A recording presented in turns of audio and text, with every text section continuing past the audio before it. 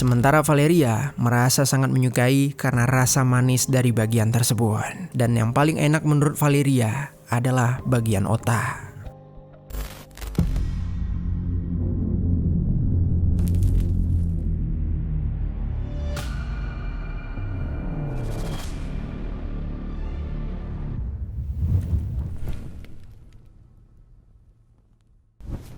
Halo pendengar kisah, selamat datang kembali di channel ini, tempat di mana kami akan membahas kisah-kisah kriminal nyata yang terjadi di seluruh dunia. Kami berharap semoga kalian semua dalam keadaan sehat walafiat dan dijauhkan dari mara bahaya.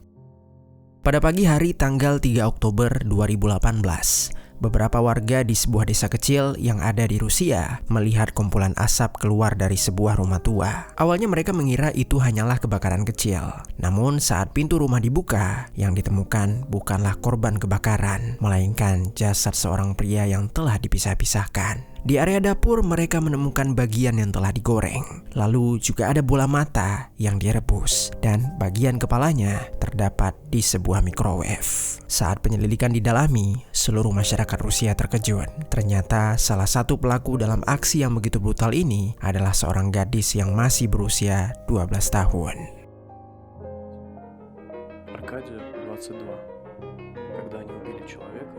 Bagaimana cerita selengkapnya tentang kasus yang sangat di luar nalar ini? Mari kita bahas kisah di baliknya.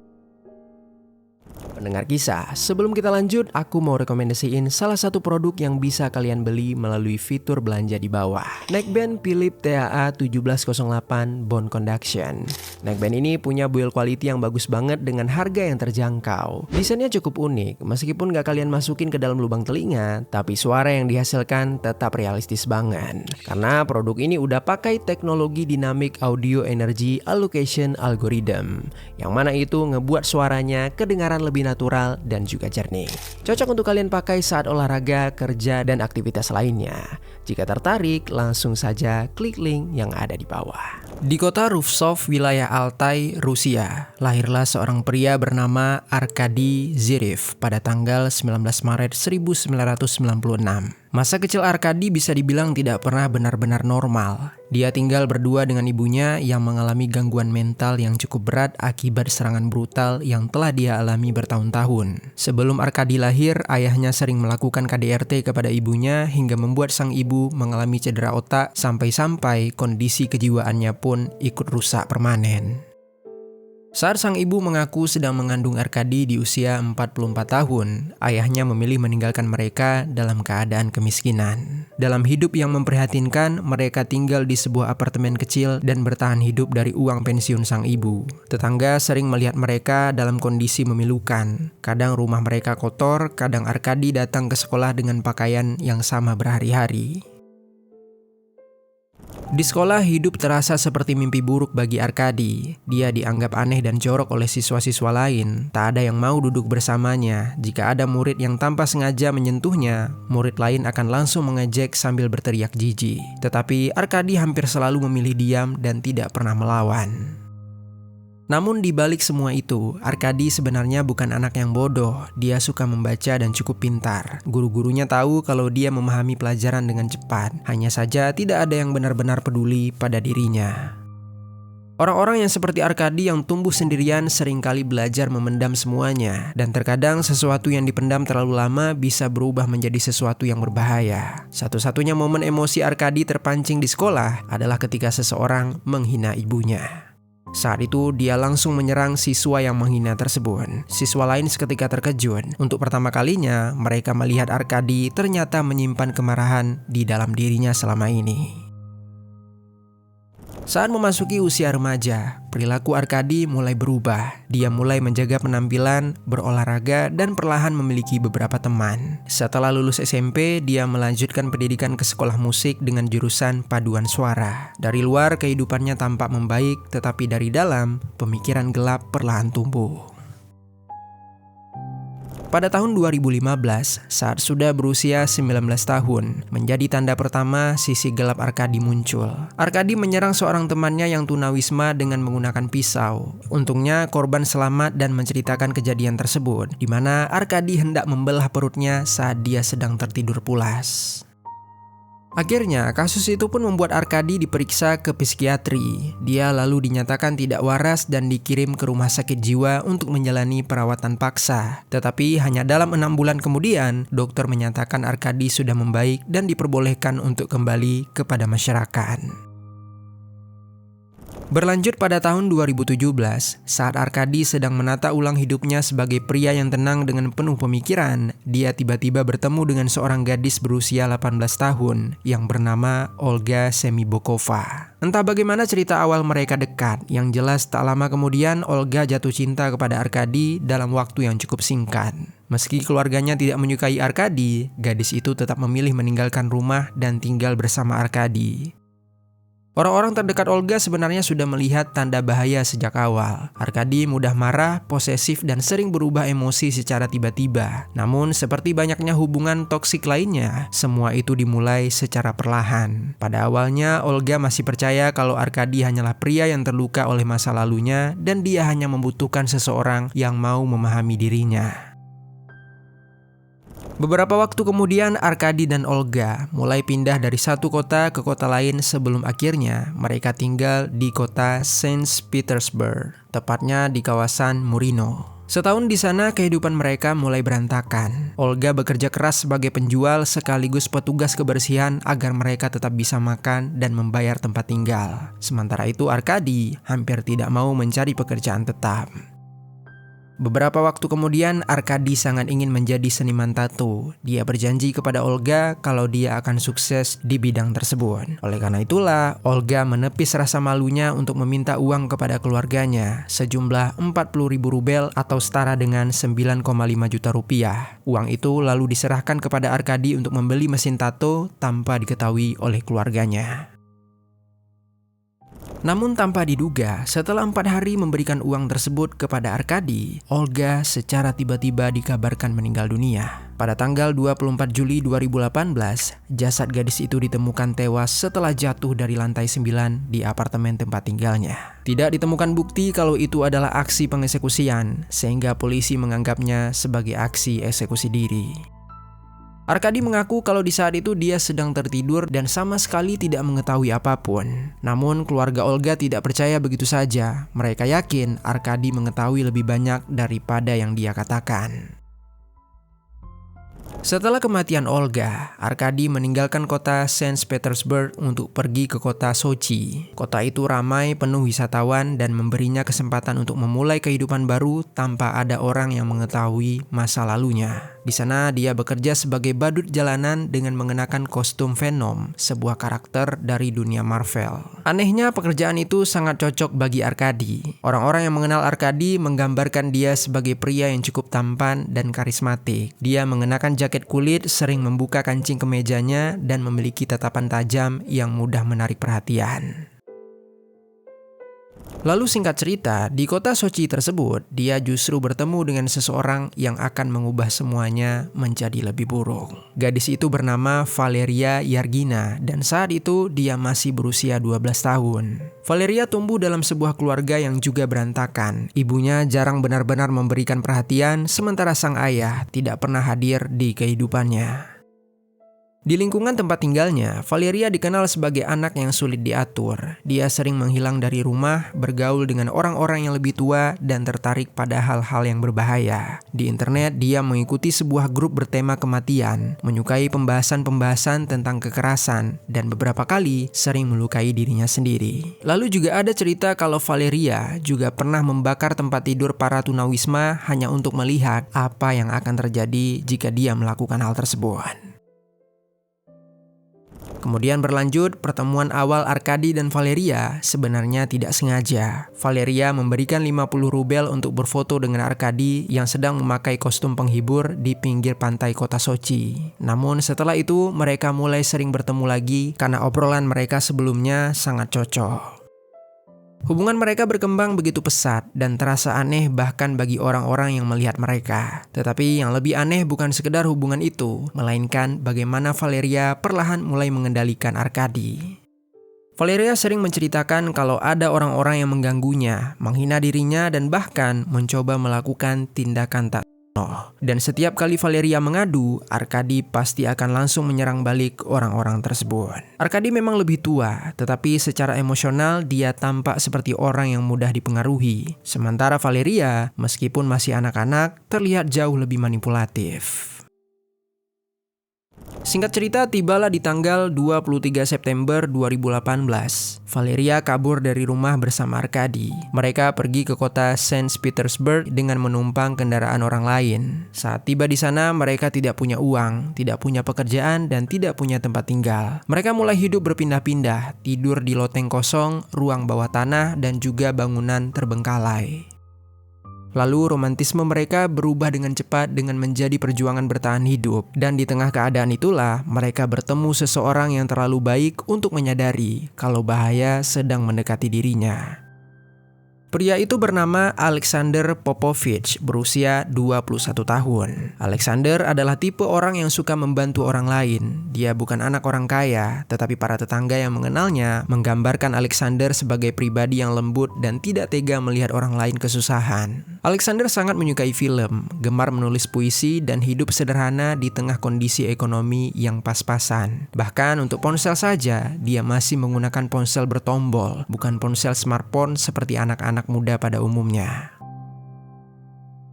Hingga pada akhir September 2018, Alexander bertemu dengan Arkadi dan Valeria di sebuah restoran KFC yang terletak di wilayah Prospect Ligovsky. Saat itu pasangan aneh tersebut terlihat seperti dua orang tunawisma yang sangat kelaparan dan tidak punya tempat tinggal. Alexander yang sedang makan seketika merasa kasihan kepada mereka. Ketika mengetahui mereka tidur berpindah-pindah di bangunan kosong, dia pun akhirnya menawarkan suatu bantuan. Alexander memiliki sebuah rumah kosong di desa Novinka. Rumah itu sederhana dan jarang ditempati. Alexander menawarkan kepada mereka untuk tinggal di sana hanya dengan biaya 1.000 rubel atau setara dengan Rp240.000 per bulannya.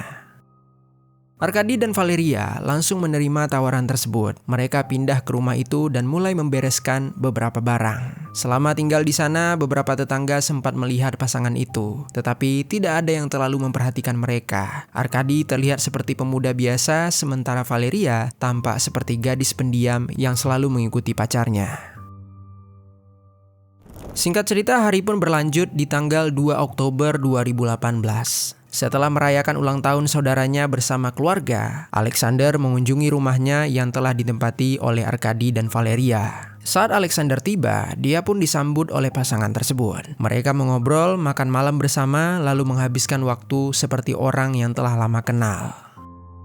Semakin malam suasana perlahan berubah. Saat Alexander sedang sibuk memeriksa beberapa hal di rumah itu, Valeria mulai berbisik kepada Arkadi dengan berkata, ketika Arkadi sedang ke toilet, Alexander mencoba mendekati dirinya secara tidak pantas dan membuatnya merasa tidak nyaman.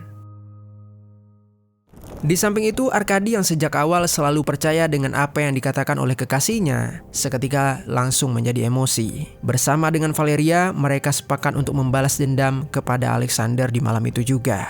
Valeria kemudian memanggil Alexander untuk mengajaknya kembali mengobrol, sementara Arkadi berjalan ke dapur untuk mengambil sebuah pisau. Ketika melihat Alexander sedang lengah, dari arah belakang, Arkadi langsung menusuk Alexander secara membabi buta. Serangan itu dilakukan tanpa henti hingga membuat 20 luka tusukan. Alexander mencoba bertahan, tetapi ruangan sempit dan serangan mendadak tersebut membuat dia tidak memiliki kesempatan. Cairan merah mulai memenuhi lantai. Tubuh Alexander melemah dengan cepat. Tak lama kemudian, Valeria ikut mendekat. Dia mengambil sebuah kapak lalu menghantamkan kembali tubuh Alexander. Dan saat itulah Alexander akhirnya benar-benar tewas meregang nyawa. Setelah mengetahui kalau korban telah tewas, bukannya panik lalu kabur dari rumah itu, Valeria tiba-tiba mengatakan kepada Arkadi kalau dia merasa penasaran dengan sistem pencernaan tubuh seseorang. Dia ingin mempelajari organ-organ yang ada di dalamnya secara langsung. Arkadi yang emosinya saat itu masih kacau, seketika mengikuti semua perintah.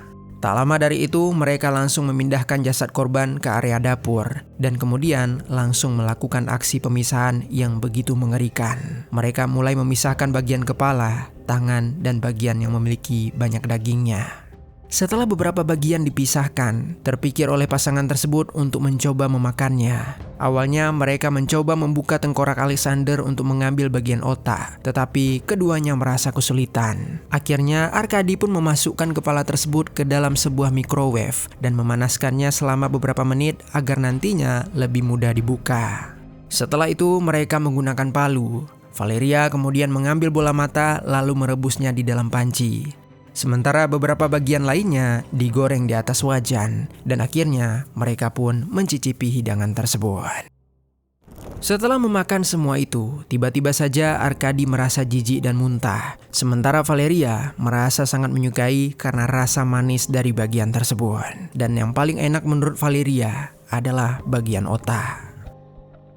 Kemudian ketika hari sudah berganti menjadi tanggal 3 Oktober 2018, pada pagi hari mereka pun mulai sadar kalau rumah itu telah dipenuhi jejak pengeksekusian. Cairan merah terlalu banyak untuk dibersihkan dan kondisi korban membuat siapapun yang masuk ke rumah itu pasti akan langsung mengetahui apa yang telah terjadi. Dan akhirnya terpikirlah mereka untuk membakar rumah tersebut. Beberapa bagian rumah mulai dibakar secara terburu-buru, api perlahan menyala, sementara asap mulai memenuhi ruangan. Setelah merasa cukup, mereka pun pergi meninggalkan rumah tersebut begitu saja. Arkady dan Valeria berjalan menjauh dengan pakaian yang masih tercium bau cairan merah. Mereka bergerak menuju ke stasiun kereta, mencoba meninggalkan desa sebelum siapapun menyadari semuanya. Sementara itu, rumah yang dibakar ternyata tidak sesuai dengan harapan pelaku. Api tidak sempat membesar, asap justru lebih dulu keluar dan terlihat oleh para tetangga. Warga mulai curiga ketika melihat asap tebal terus keluar tanpa ada tanda-tanda orang yang berusaha memadamkannya. Mereka mengira hanya terjadi kebakaran kecil, lalu mereka pun menghubungi keluarga Alexander.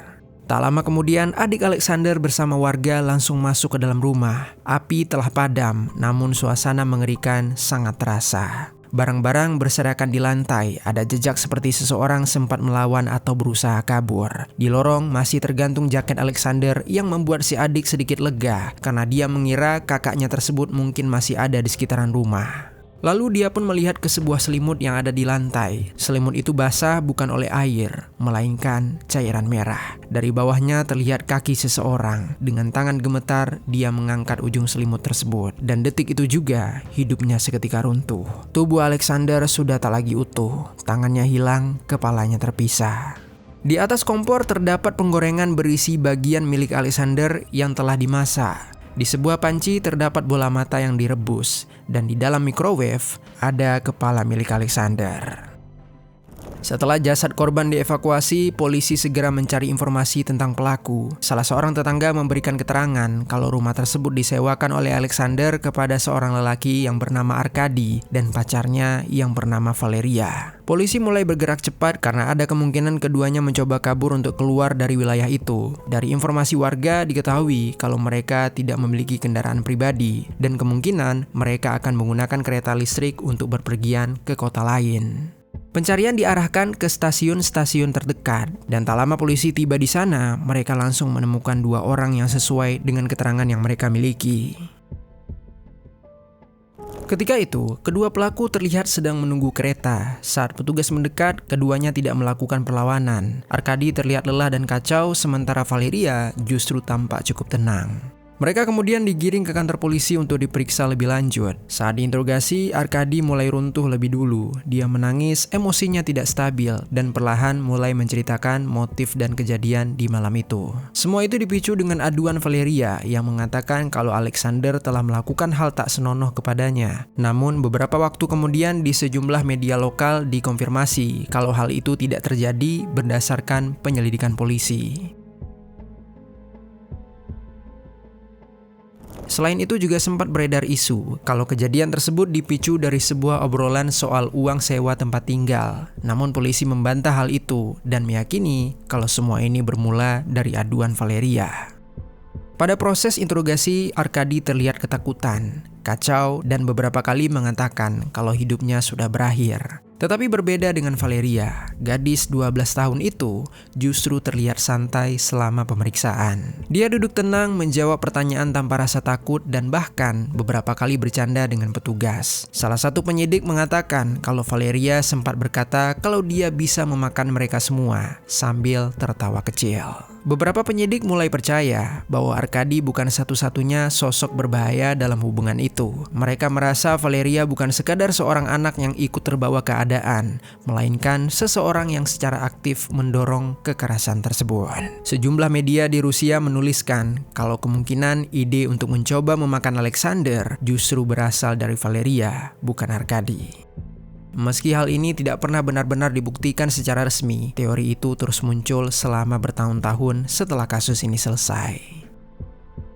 Sementara itu, keluarga Alexander Popovich masih berusaha menerima kenyataan kalau putra mereka dieksekusi dengan cara yang begitu kejam. Bagi ibunya, bagian paling menyakitkan bukan hanya pengeksekusiannya, melainkan apa yang telah mereka lakukan setelahnya. Ibunya pernah mengatakan bahwa mungkin dia masih bisa memahami jika putranya dieksekusi akibat suatu pertengkaran. Tetapi kenyataan kalau jasad Alexander dipisahkan lalu dicicipi membuat keluarga benar-benar merasa hancur. Sementara itu, perhatian masyarakat Rusia terus tertuju kepada Arkady dan Valeria. Media mulai menggali masa lalu Arkady lebih dalam. Banyak orang bertanya bagaimana seorang pria dengan riwayat kekerasan dan gangguan mental bisa dilepaskan begitu saja dari rumah sakit jiwa hanya beberapa bulan setelah dia menusuk seseorang. Kritik terhadap sistem kesehatan mental di Rusia mulai bermunculan saat itu. Banyak yang percaya tragedi ini sebenarnya bisa dicegah jika Arkady terus diawasi. Akhirnya Arkady pun ditahan di Kresty Prison selama masa pengadilan sedang berlangsung. Namun pada Desember 2018, dia tiba-tiba mencoba melakukan aksi eksekusi diri di dalam sel isolasinya. Percobaan itu gagal karena petugas masih sempat menolongnya. Namun kejadian itu tetap membuat kondisi Arkady begitu kritis hingga dia dilarikan ke rumah sakit. Berminggu-minggu keadaannya tidak membaik. Arkady jatuh koma lalu meninggal dunia. Dan pada bulan Februari 2019, sebelum vonis dijatuhkan, kasus pidana terhadap Arkady akhirnya resmi ditutup. Lalu perhatian publik beralih kepada Valeria. Saat pengeksekusian terjadi, Valeria baru berusia 12 tahun. Di Rusia, tanggung jawab pidana untuk kasus pengeksekusian baru berlaku mulai usia 14 tahun. Artinya secara hukum Valeria tidak bisa diadili. Pemeriksaan kesehatan mental juga menyatakan kalau Valeria waras dan memahami tindakan yang telah dia lakukan. Tidak ada diagnosis gangguan mental berat yang membuat dia harus ditempatkan di rumah sakit jiwa. Pengadilan saat itu hanya mengabulkan gugatan perdata yang memerintahkan ibu dari Valeria membayar 1 juta rubel atau setara dengan 238 juta rupiah kepada keluarga Alexander Popovich. Namun uang itu tidak pernah benar-benar diterima. Menurut berbagai sumber media di Rusia, ibu Valeria terus berpindah-pindah tempat tinggal dan menghindari petugas penagih.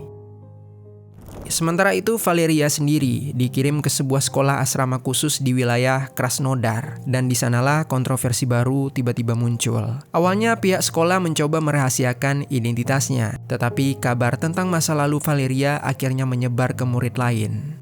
Pada suatu hari ketika teman-teman sekolahnya sedang membicarakan tentang makanan, Valeria tiba-tiba menyeletuk kalau dia pernah mencicipi bagian kepala seseorang. Mendengar itu siswa-siswa lain ketakutan. Mereka pulang dan menceritakan semuanya kepada orang tua mereka masing-masing. Tak lama kemudian sekolah itu pun langsung dipenuhi protes. Para orang tua murid menuntut agar Valeria dikeluarkan. Mereka tidak percaya seorang gadis dengan masa lalu seperti itu bisa dianggap aman berada di lingkungan sekolah biasa. Namun pihak sekolah justru membelanya. Mereka mengatakan kalau Valeria telah berubah, dia telah menjadi anak baik dan seharusnya masyarakat tidak menghakimi masa lalunya. Tekanan publik yang tak ada hentinya akhirnya membuat Valeria dipindahkan ke sistem pendidikan tertutup oleh pihak berwenang. Menariknya, kehidupan Valeria setelah itu perlahan berubah menjadi normal. Dia belajar menjadi koki, penjahit, dan petani sayur di sekolah khusus tersebut. Guru-gurunya mengatakan Valeria telah berperilaku baik, sering ikut lomba membaca sastra, dan mulai terlihat seperti gadis-gadis biasa. Bertahun-tahun kemudian, Valeria pun resmi mengganti namanya menjadi Elizaveta. Pada akhirnya, kasus ini memunculkan banyak isu sosial yang serius di negara Rusia. Mulai dari kegagalan perlindungan anak, lemahnya pengawasan terhadap penderita gangguan mental, dampak bullying dan pengabaian keluarga, hingga kontroversi hukum karena pelaku yang masih berusia 12 tahun tidak bisa dipenjara. Selain itu, kasus ini juga memperlihatkan bagaimana lingkungan yang rusak, trauma, kekerasan, dan kurangnya perhatian sosial dapat membentuk perilaku menyimpang yang cukup ekstrim. Di sisi lain, masyarakat juga terpecah antara memberi kesempatan kedua kepada Valeria atau tetap menganggapnya sebagai sebuah ancaman. Sementara media dan internet justru ikut memperbesar sensasi kasus ini karena unsur kekerasannya yang sangat mengerikan. Sekian kisah hari ini, mudah-mudahan ada pelajaran baik yang dapat kita ambil.